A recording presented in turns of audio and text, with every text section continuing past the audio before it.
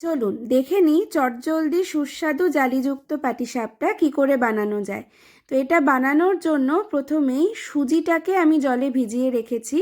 এর জন্য একটা ব্যাটার রেডি করতে হবে। তার জন্য এই ভেজানো সুজির মধ্যে পরিমাণ মতো ময়দা, পরিমাণ মতো গুড়, এখানে আমি খেজুরি গুড় ব্যবহার করেছি, সাথে হচ্ছে চিনি অ্যাড করেছি, আর এটাকে এবার ভালো করে ফেটিয়ে নিতে হবে। তো এখানে দেখুন আমি এটাকে ভালো করে মিশ্রণটাকে ফেটিয়েছি যাতে কোনো রকম লাম্পস না থাকে, আর এটা টেক্সচারটা হবে এরকম। এরপর রেডি করব নারকেলের ছেইটা, যেটা পাটিসাপটার মেন পুর হিসাবে ব্যবহার হয়।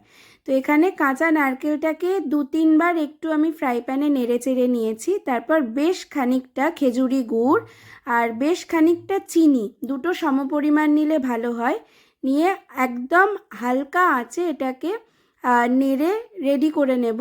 এখানে আপনারা দেখতে পাচ্ছেন ভিডিওতে যে এখান থেকে চিনির জলটা ছেড়েছে, তো এই জলটাকে কিন্তু পুরো শুকিয়ে নিতে হবে। তো নারকেলের পুরটা সাইড করে রেখে দিলাম। এরপর যে ব্যাটারটা রেডি করেছি সেটা ফ্রাই প্যানে অল্প একটু সাদা তেল ব্রাশ করে, যদি আপনাদের কাছে ব্রাশ না থাকে এটা বেগুনের বোটা দিয়েও করতে পারবেন, তো সেইটা দিয়ে করে আমি এখানে ব্যাটারটা দিয়ে ভালো করে জিনিসটাকে all over the pan spread করে নিলাম যাতে ঢিবলা হয়ে না থাকে। এরপর আগে থেকে রেডি করে রাখা নারকেলের ছেইটা আমি এর মধ্যে দিয়ে দেবো। আপনারা দেখতে পাচ্ছেন সাইড দিয়ে অলরেডি এরকম আর কি দানা দানা দানা দানা হয়ে যাচ্ছে।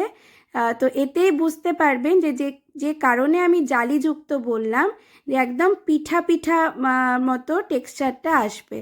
তো এইভাবে আমি হাত দিয়ে একটু জিনিসটাকে চিপে দিয়েছিলাম যাতে নারকেলের পুরটা ভেতর থেকে বেরিয়ে না যায়। তো রেডি আমাদের পাটিসাপটা। দেখলেন যে কত কম সময় খুব তাড়াতাড়ি এটা রেডি হয়ে যায়। আর এইখানে আমাদের রেডি হয়ে গেছে নারকেলের পাটিসাপটা পিঠে।